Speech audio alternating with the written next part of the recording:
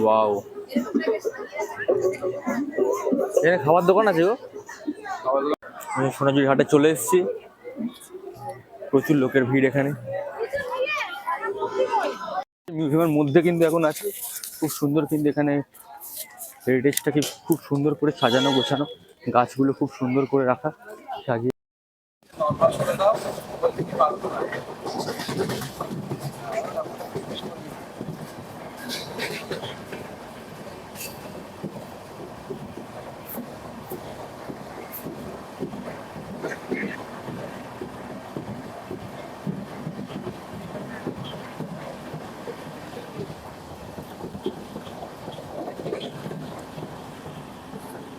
Everyone, good morning from Tarapith. আজকে তারাপীঠে আছি, সকালবেলা এখন 10:30 বাজতে যায়।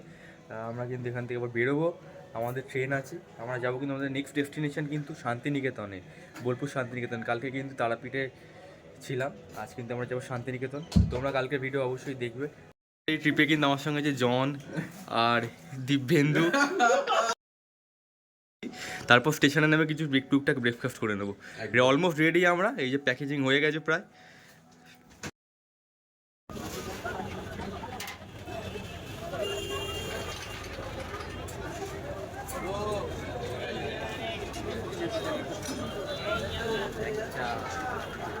স্টেশনে এখন এখান থেকে আমরা বোলপুরে ট্রেন ধরবো, কুলি এক্সপ্রেস, হাওড়া কুলি এক্সপ্রেস ধরবো, ধরে রামপুরহাট থেকে আমরা যাবো বোলপুর শান্তিনিকেতন। এখন ট্রেনে আছি, ট্রেন ছেড়ে দিয়েছে, ট্রেন বেশ ফাঁকাই আছে রামপুরহাট থেকে, হয়তো 40-45 মিনিট ডিস্টেন্স আছে বোলপুর শান্তিনিকেতন পৌঁছাতে। এখন কটা বাজে? এখন বাজে কটা বাজে কখন? 11:35। ওখানে পৌঁছে যাবো মোস্ট প্রবাবলি 12:30টার মধ্যে।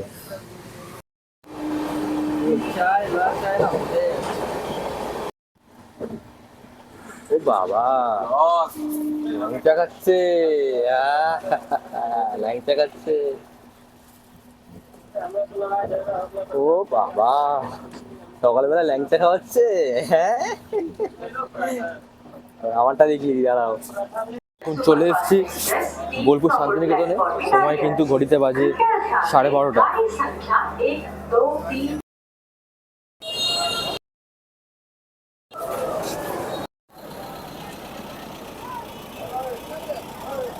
এখানে ঘুরবো কোথায় সেটা দেখানোর জন্য কিন্তু এই ভিডিওটা কন্টিনিউ করার, তাহলে কিন্তু ভিডিওটা পুরোপুরি দেখতে হবে।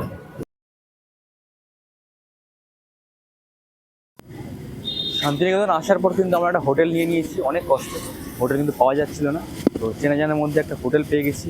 তো হোটেল অবশ্যই আমি দেখাবো আপনাদের সবাইকে। তার আগে আজকে 3 থেকে 4টে ভিউ পয়েন্ট আমি কভার করবো এখানে, সেটা কিন্তু ঘুরিয়ে দেখাবো।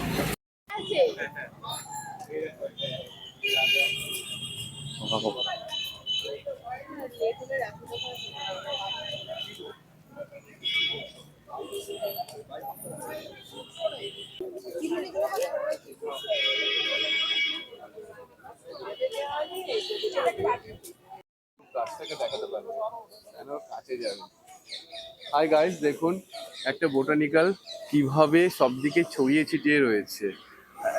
এটা এক্সাইটেডমেন্ট ব্যাপার আছে, যে কিছু তো ব্যাপার আছে।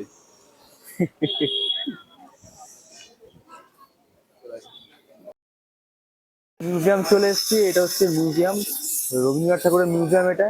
আর এখানে কিন্তু টিকিট মূল্য কিন্তু 100 টাকা করে। চলো ভেতরটা ঘুরিয়ে দিই। আর এখানে কিন্তু টিকিট কাউন্টার, টিকিট পেয়ে যাবে এখান থেকে, আর তারপর কিন্তু ভেতরে ঢুকতে পারবে।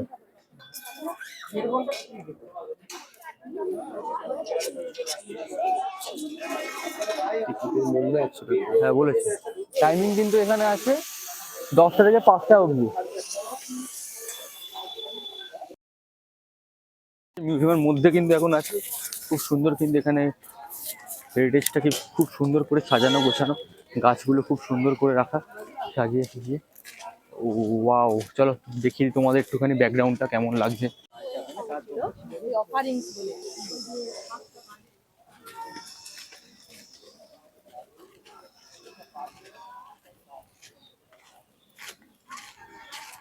যাবেন আর ভেতর দিয়ে ঢুকতে হবে।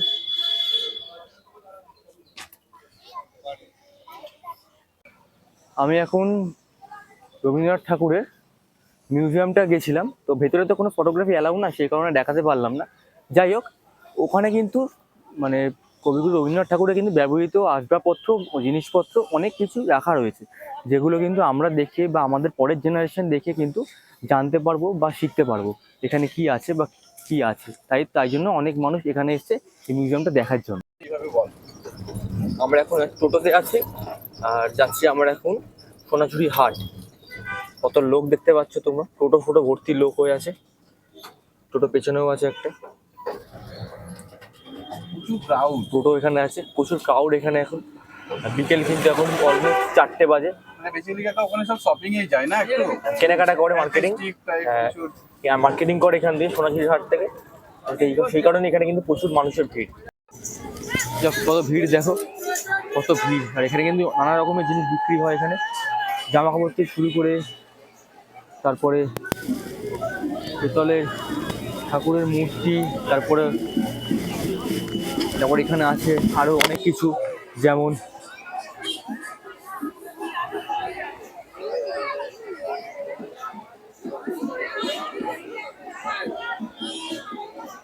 কত ভিড় দেখতে পাচ্ছ, প্রচুর ভিড় সোনাঝুরি হাটে, প্রচুর লোকের ভিড়। যেমন আজকে সিজন আছে এখন এই সময়টায়, 25শে জানুয়ারি আসবে, সেই জন্য এখানে এত ভিড়। সবাই ছুটির দিনে চলে এসছে এখানে, সবই একই আমাদের। সবাই ছুটির দিনে শান্তিনিকেতন ঘুরতে এসছে। আমরা আজকে শান্তিনিকেতনের প্রথম দিনে এসেছি আমরা সোনাঝুরি হাট দেখতে।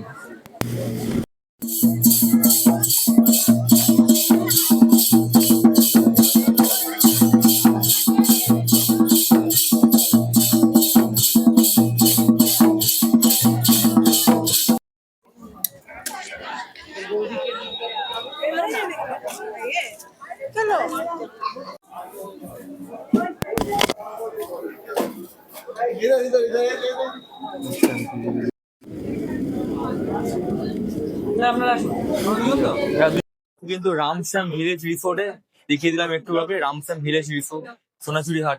এখানে লাঞ্চ করতে লেট হয়ে গেছে, এখানে আমরা কিছু খাবার অর্ডার দিয়ে দিয়েছি, এলে অবশ্যই দেখাবো, আপনাদের সবাইকে শেয়ার করবো। এখানে থালিতে ভাত আছে, সবজি আছে 2 রকমের, ডাল আছে, বেগুন ভাজা, আলু ভাজা, তারপরে পাঁপড় ভাজা আছে, চাটনি আছে, স্যালাড আছে, এর সঙ্গে আমাদের চিকেন আছে আর মাছ আছে। এটা এখন আসিনি, খাও। বলো কেমন? ও অনেকক্ষণ পর খাচ্ছে তো, যাই দেখতে ভালো লাগে। এখন কিন্তু চলে এসছে ধনে কাঁচা লঙ্কা চিকেন আর ইলিশ ভাপা। খাই দেখি কেমন হয়েছে আস্তে আস্তে।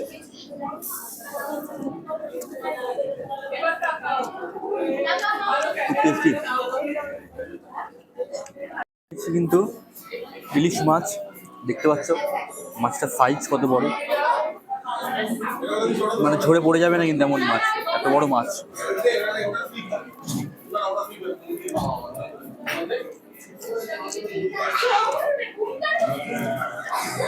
Nice flavour. এই যে আমরা এখন একটু শপিং করছি এখানে,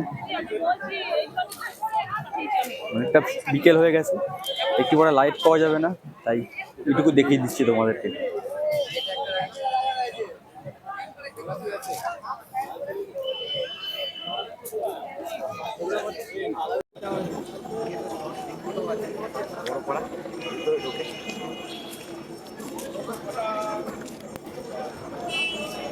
চলে এসছে কিন্তু এখন কঙ্কালীতলা।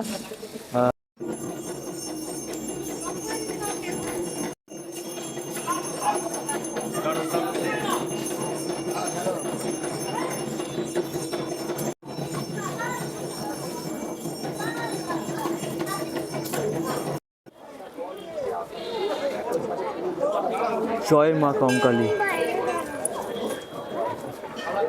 চলে এসছি কঙ্কালীতলা, মা কালীর মন্দির।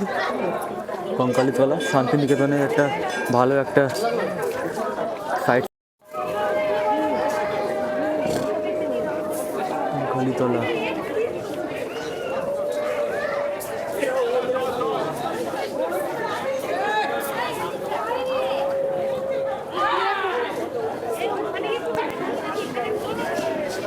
এখানে কিন্তু সতীর কোমর পড়েছিল, তাই কিন্তু এই জায়গাটা কিন্তু খুব জাগ্রত আর খুবই নামকরা।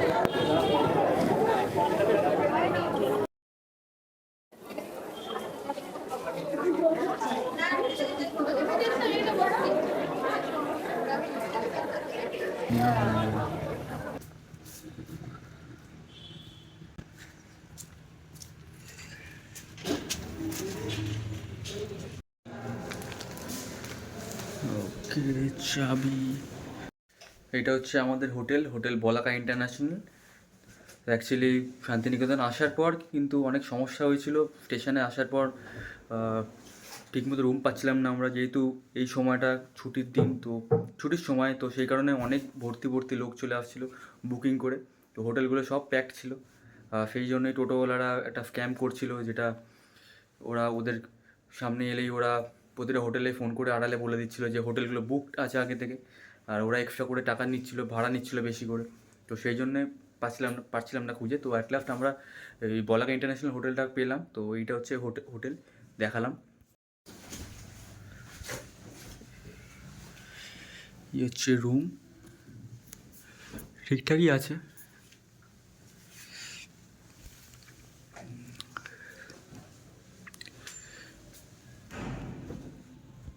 এখন জাস্ট হোটেলে ব্যাক করলাম আমরা। এবার ডিনার করব।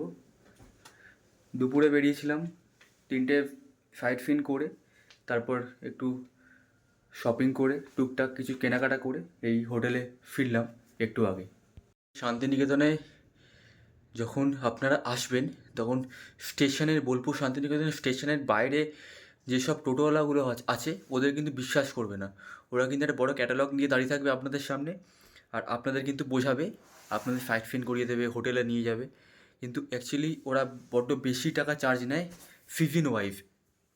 কারণ আমরা তো 25 তারিখে এসেছি, 26 তারিখ আমরা ঘর ছেড়ে দেবো, একদিনের জন্য ঘুরতে এসেছি শান্তিনিকেতনে। তো ওরা কী করছে, একদিনের জন্য ওরা বলে দিচ্ছে এই সময় কোনো হোটেল নেই। যে হোটেলগুলোর নর্মাল সিজনের রেট থাকে 1600 টাকা, ওরা সেটা 2000 থাকলে সেটা 2500 বা 3000 টাকা বলে দিচ্ছে। আর ঘোরানোর জন্য ওরা এক্সট্রা বেশি চার্জ করছে। একদিন ঘোরাবে 1500 টাকা, 2000 টাকা, এরকম উল্টোপাল্টা চার্জ করছে। সামনে ওখান থেকে শান্তিনিকেতন ক্যাম্পাস নিয়ে যাবে, তার জন্য বলছে 150 টাকা 200 টাকা রিজার্ভ করতে হবে। আর একটু সামনে যাওয়ার পরেই মানে স্ট্যান্ডার্ড টোটো ছাড়া অন্য যে টোটোওয়ালাগুলো আছে, তারা বলছে না ভাড়া 30 টাকা 40 টাকার মধ্যেই ভাড়া আছে। এখন 30 টাকা করে ভাড়া নিচ্ছে, আর এমনি সময় ভাড়া থাকছে 10 টাকা। তাহলে ভাবুন যে কিরম বড় স্ক্যাম করছে শান্তিনিকেতনের টোটোওয়ালাগুলো। কখনো এদের বিশ্বাস করবেন না। স্ট্যান্ডার্ড টোটোওয়ালাগুলো, ওদের সঙ্গে হোটেলদের একটা কানেকশান রয়েছে। ওরা কল করে বলে দিচ্ছে এই দামে করতে হবে, তাহলেই কিন্তু আমরা লোক পাঠাবো। গুড মর্নিং সকলকে। এখন কিন্তু আছি আমাদের হোটেলে আছি এখন। আমাদের হোটেল থেকে জাস্ট চেক আউট করে বেরোলাম। এই হচ্ছে হোটেল বলাকা ইন্টারন্যাশনাল। হোটেল থেকে জাস্ট চেক আউট করে বেরোলাম। এবার যাব আমরা স্টেশনের দিকে, আজকে বাড়ি যাব, ট্রেন ধরবো। চলো, উঠে বললাম টোটো করে যাবো এখন সোজা স্টেশন। তার আগে কোথাও দাঁড়িয়ে ব্রেকফাস্ট করবো, ব্রেকফাস্ট করে যাবো হচ্ছে আমরা স্টেশনে, ট্রেন ধরবো আমরা।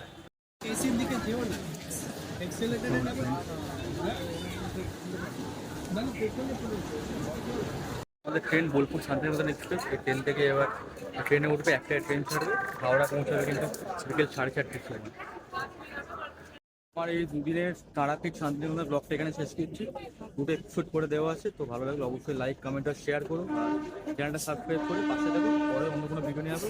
আশা করি সবাই ভালো থাকবে, সুস্থ থাকবে।